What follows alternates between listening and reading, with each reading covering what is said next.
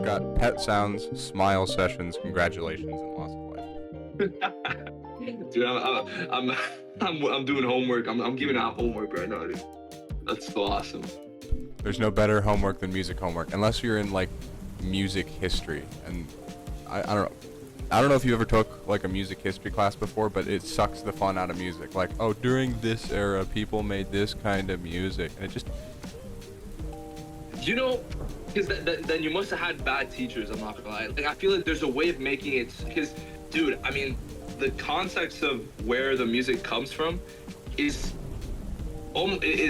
equally as important as the music itself, honestly, and sometimes even more interesting.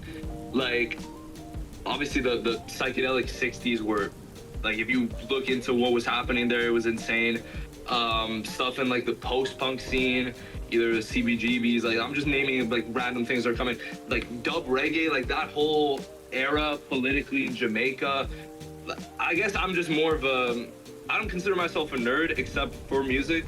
And I don't know, I just find all those stuff super interesting right now. I finished reading, I was mentioning dub reggae because I finished reading this pretty, like 400 pages or something book about not only how they made the music, but also like the political scene in Jamaica, because this was like late 60s, early 70s, and all the turmoil that was going on there. But the how it reflects or how it influenced the music is like, it's very interesting, and it makes you listen to the music differently, I feel like. I can say I'm definitely intrigued on how the world shapes music and the music shapes the world. I don't know. I've had 2 music history classes, and they never went over that. They just went over this person at this time period shaped the music world by doing, and so it was probably the teacher, but. It's like, no, I agree. And like, to be fair, the one time I had a music history class, teacher also was super boring and not engaging at all.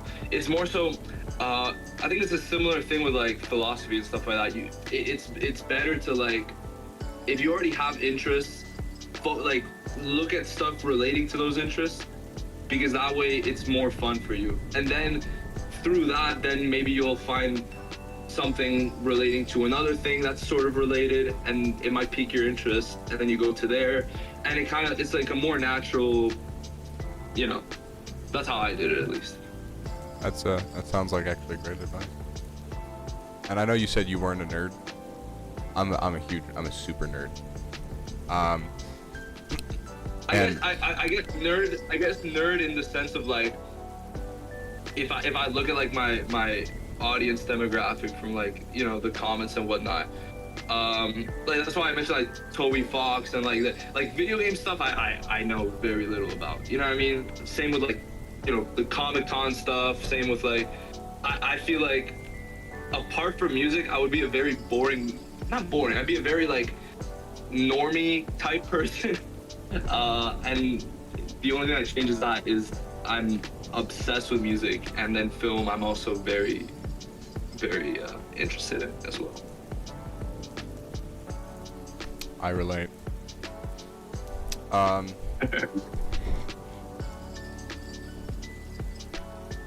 see. Who in the industry do you hope to be like if you hope to be like anybody that pre-exists?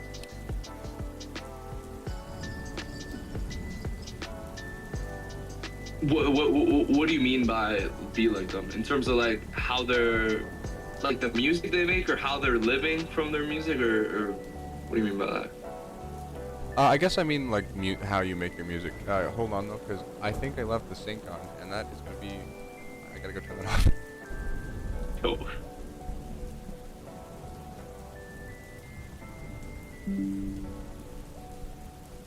Everyone watching, stay tuned. January 13th, I think it is. Human Nature coming out soon. Oh, he's back. Okay, I was doing I was plugging. Yeah. Don't worry, I'll keep that in there.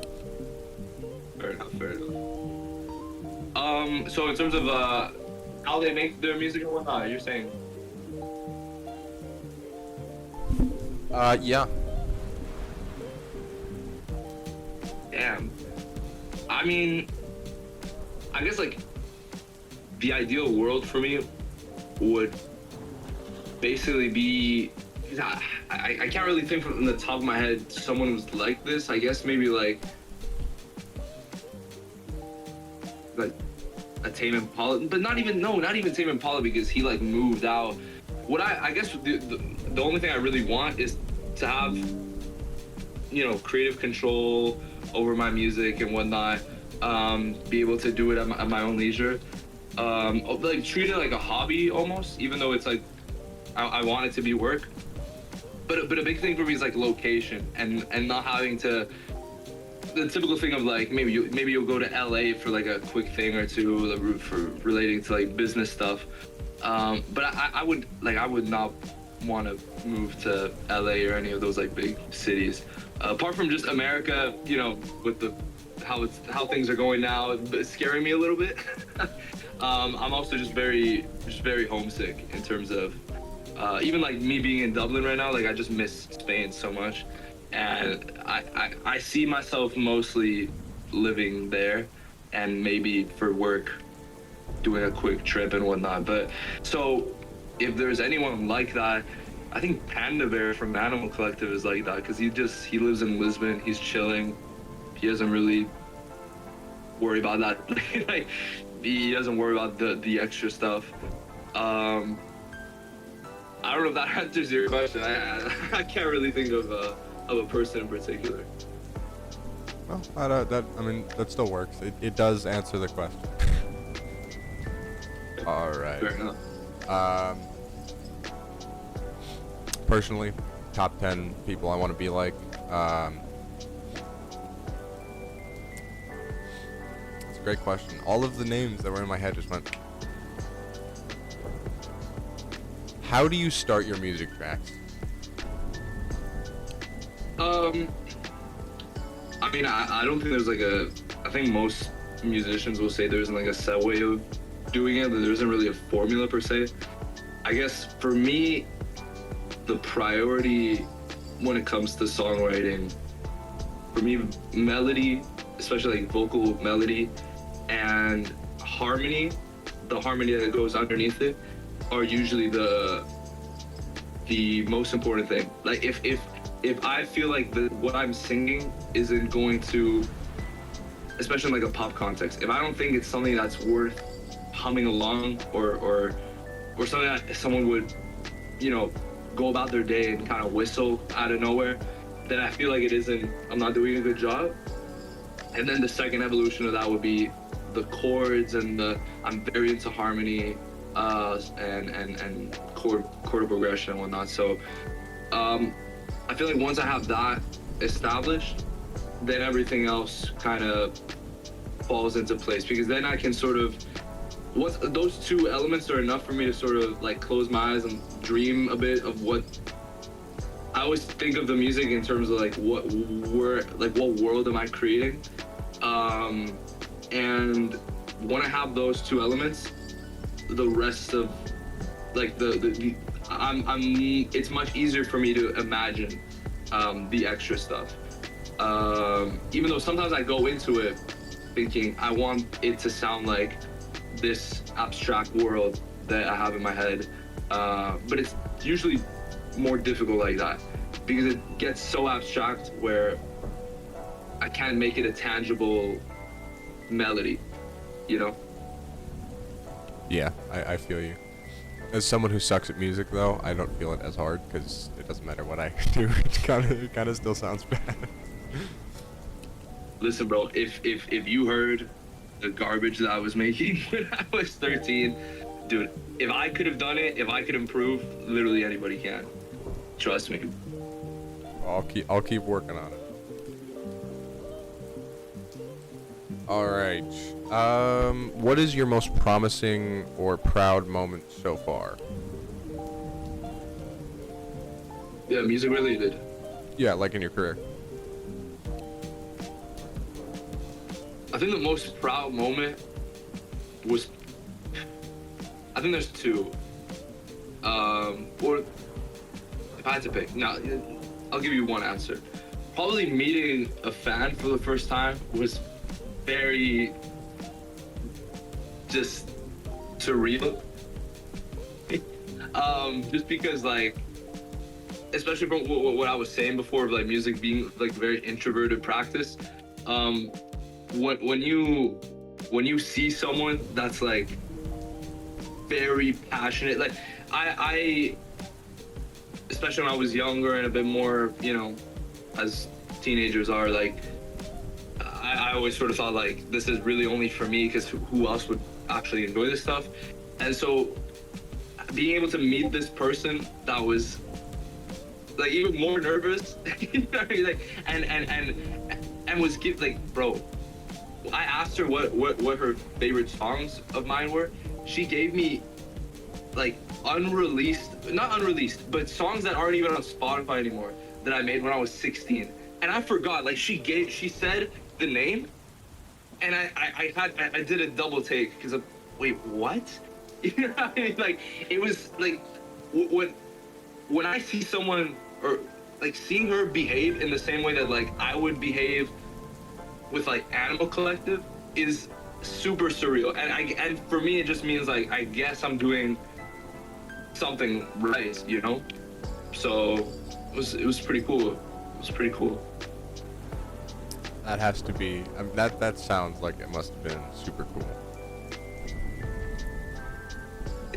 It's like it still isn't like, it doesn't feel real, because obviously now, especially where I'm in that like in between phase where like I'm getting some momentum, but I'm definitely nowhere near like famous level. It feels weird because I still feel, and I think I probably will always feel very regular, you know. So I don't know. It's but it is a big like motivating factor and very sort of inspiring to want to like, dude, I gotta keep going. One day, man. One day. We'll see. Do you think? How long do you think actually it'll take you to reach big time, like red carpet status? The red carpet side, I don't know about that. Man, probably a bit. I feel like I still got a long way to go. In terms of, I feel like the music quality is there, but there's more than just music in creating an artist. I feel like part of it is also, there's a certain level of like creating a character almost, you know what I mean? And it doesn't necessarily have to be something that's disingenuous to you, but like a good example is like David Lynch, you know what I mean? He is who he is as a persona. It's just obviously, or maybe I'm not understanding it and he's just like that in real life, but I would assume that he ups it a little bit for the camera. Although knowing David Lynch, I wouldn't be surprised. That's just how he is. But yeah, I feel like I have inklings of like what that character is for me. And honestly, very, very, very similar to David Lynch in terms of influence. But I need to expand on it. And when I feel like once I have that rock solid, the big shot, the big time stuff will potentially come, or maybe it won't. You know. Well, I don't know. At least from what I'm seeing, it probably will come. Don't worry. Can I ask how you discovered my music? Was it through the shorts or? So I like music a lot, and so I was just looking up like cool music to listen to while doing this or that, and I was writing a D&D campaign called The Tale of Dax Hollow, and your stuff came up while I was listening to music, and I was like, damn, this is good. And I ended up creating 2 fictional species, a language, and an eldritch monster while listening to your stuff. And I was like, you know what? This guy's great. Wait, like on like the Spotify like recommendations or YouTube. On YouTube. What song was it? Daniel or? I think so. Yeah, I think it was Daniel, and then I also think Daniel's the one that's on your shorts all the time, right? Yeah. And then there was Yeah, another one. There was another one that was kind of surreal like, but it also had that nice, I don't know how to describe it really. I'm not I am, but I'm not a music person. I don't know if you could tell. I like to make music and I like to listen to music, but I don't know any of the lingo, so. Fair enough. Fair enough. But yeah, you helped me. Down. You helped me write one of the best sessions I ever played. So my players were enjoying it too. I was at the table. We were going off. They were there was this whole like battle puzzle dynamic that I created while I was listening to your thing. Damn.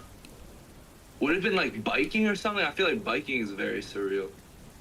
Biking. Is it like? I think actually. Hold on. Let me listen to it real quick. Because it's